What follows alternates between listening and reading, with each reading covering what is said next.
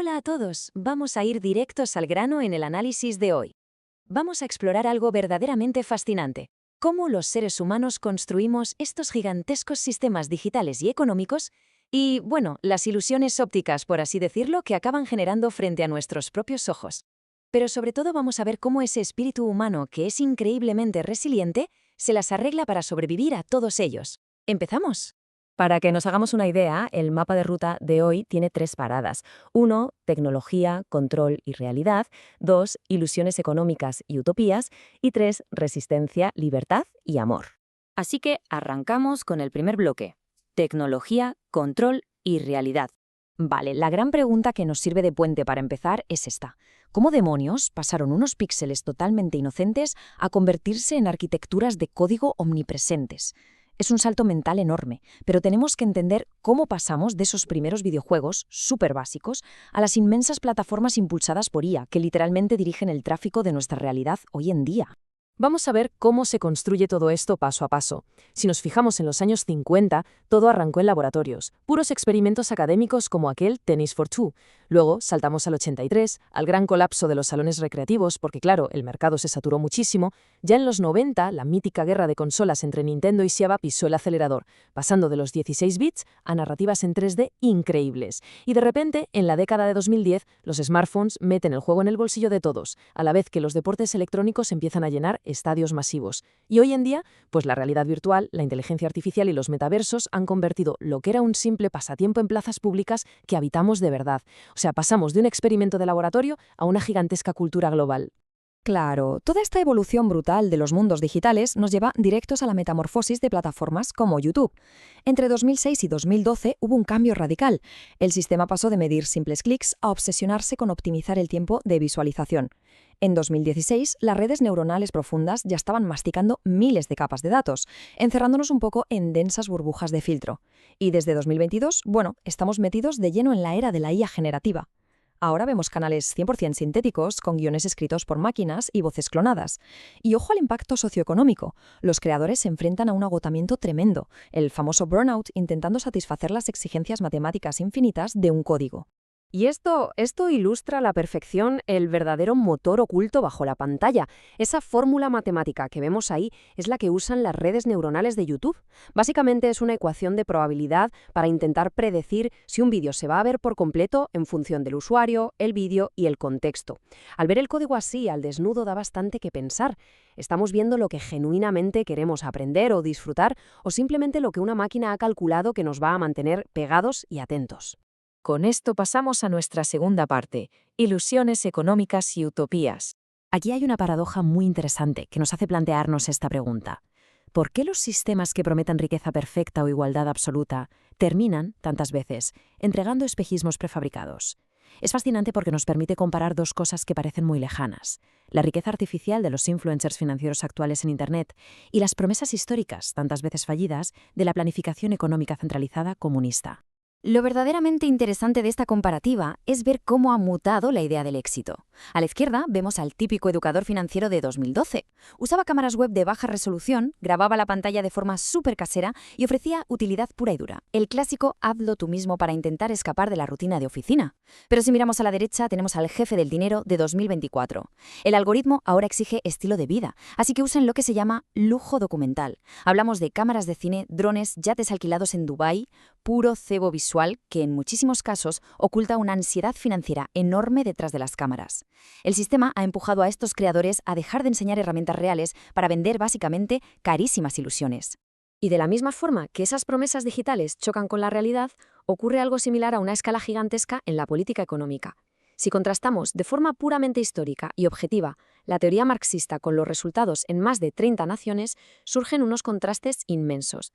Sobre el papel, la teoría decía que el Estado desaparecería de forma gradual, pero la realidad histórica demostró que el Estado se volvió omnipresente y totalitario. Teóricamente, el poder pertenecería al pueblo, a los consejos.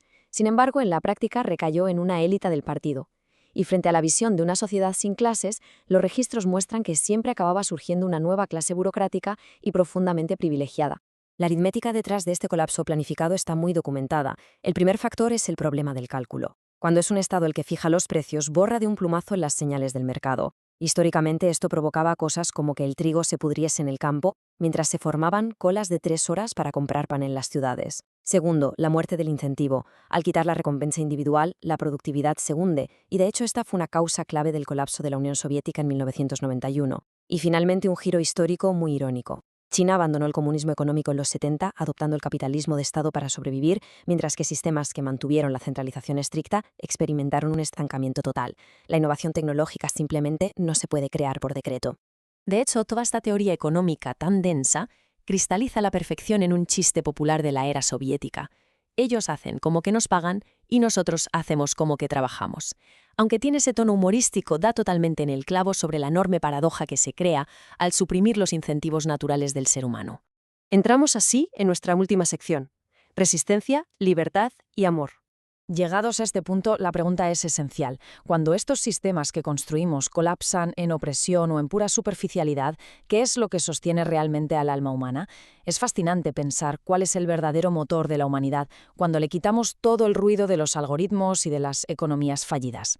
Para ilustrar esa fuerza podemos repasar la cronología documentada de 6 décadas de resistencia civil en Cuba frente al estado de partido único.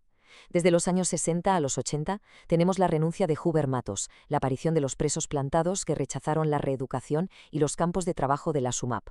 Avanzando hacia los 90 y los primeros años 2000, surgen las protestas del Maleconazo, el proyecto Varela y la Primavera Negra, con 75 arrestos, de donde nacieron las Damas de Blanco. En la década de 2010, el acceso a Internet prende la chispa del movimiento San Isidro y del himno Patria y Vida. Y finalmente, las masivas protestas espontáneas del 11 de julio de 2021, con miles de ciudadanos en la calle en medio del colapso económico. Y la cruda realidad documental de todo ese choque continuo se refleja en una cifra devastadora: 1.260. A fecha de mayo de 2026, los informes indican que hay 1.260 presos políticos en la isla, incluyendo a 35 menores. Todos ellos enfrentándose a un código penal que actualmente llega a criminalizar incluso la crítica a través de redes sociales. En medio de toda esta lucha cívica destacan enormemente las palabras de José Martí: la libertad es el derecho que todo hombre tiene a ser honrado y a pensar y hablar sin hipocresía.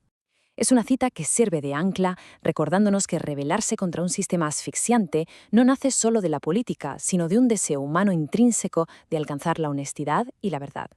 Y es precisamente ese anhelo de verdad y conexión lo que nos invita a explorar un concepto más existencial: la palabra antigua hebrea, Gesed. En teología, esto no es solo un simple afecto, es una lealtad inquebrantable, una misericordia incondicional que sencillamente se niega a rendirse. Describe un diseño del universo que no parte de una necesidad, sino de un desbordamiento intencionado más allá del tiempo. Es un contraste maravilloso. Frente al intenso sufrimiento terrenal, aparece la idea de una profunda paz sostenida por una paciencia infinita. Entonces, el quid de la cuestión aquí es cómo funciona esta llamada arquitectura de la gracia.